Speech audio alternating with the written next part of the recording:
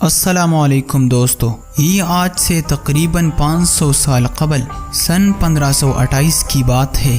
ہندوستان کے دارالحکومت آگرہ میں مختلف قسم کے دعوتیں ہو رہی ہے۔ مغل بادشاہ ظہیر الدین محمد بابر چندیری کی فتح کے بعد آگرہ لوٹ آئے ہیں اور بابر کی حکمرانی ہندوستان پر قائم ہو چکی ہے۔ فتوحات کے ساتھ شاہی ضیافت کا سلسلہ بھی جاری ہے۔ امراء اور سرداروں کی دعوت میں طرح طرح کے کھانے آئے دن لگائے جاتے ہیں۔ ایک دن اسی قسم کی ایک ضیافت میں مرغ، مچھلی، ہرن کا گوشت، کباب، پلاؤ اور ماہیچے بھی دسترخوان پر رکھے گئے۔ بادشاہ بابر بھی اپنے امیروں اور وزیروں کے ساتھ وہاں موجود ہے کہ اچانک ان کی نگاہ ایک افغان سردار پر پڑتی ہے جو ماہیچے کو کھانے کا طریقہ نہیں جانتا، لیکن اپنے انداز میں خنجر نکال کر اس کے ذریعے اسے آرام سے کھا رہا ہے۔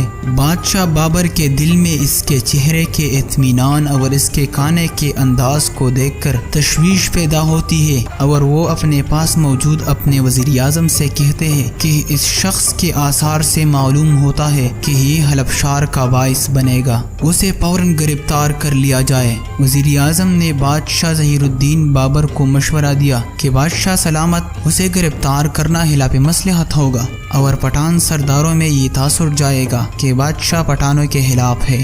گرفتاری کا حکم تو منسوخ کر دیا گیا، لیکن بابر کو تسلی نہ ہوئی اور انہوں نے حکم دیا کہ اس شخص پر کڑی نظر رکھی جائے اور اس کے احوال سے انہیں باخبر رکھا جائے، کیونکہ وہ بہت چالاک آدمی ہے اور اس کی پیشانی پر حکومت کے آثار نمایاں ہے۔ میں نے کتنے ہی افغان سردار دیکھے ہیں، لیکن کسی نے بھی مجھے پہلی ملاقات میں اتنا متاثر نہیں کیا جتنا اس شخص نے کیا ہے۔ اس کے جا و جلال کے آثار ہمارے لیے خطرناک ہو سکتے ہیں۔ ادھر اس افغان سردار نے بادشاہ کو اپنے جانب کی ناتوز نظروں سے دیکھتے اور اپنے وزیر اعظم سے باتیں کرتے دیکھا۔ فاصلے کی وجہ سے باتیں تو نہیں سن سکا، لیکن جاندیدہ سردار نے سمجھ لیا کہ باتیں اسی کے بارے میں ہو رہی ہے اور بادشاہ کی نیت بھی کچھ ٹھیک نہیں ہے۔ چنانچہ کھانے سے پرات کے بعد وہ وہاں سے نکلا اور پھر اس نے کسی کو بتائے بغیر ہی آگرہ چھوڑ دیا۔ یہ سردار کوئی اور نہیں بلکہ مغلوں کو ناکو چنے چبانے پر مجبور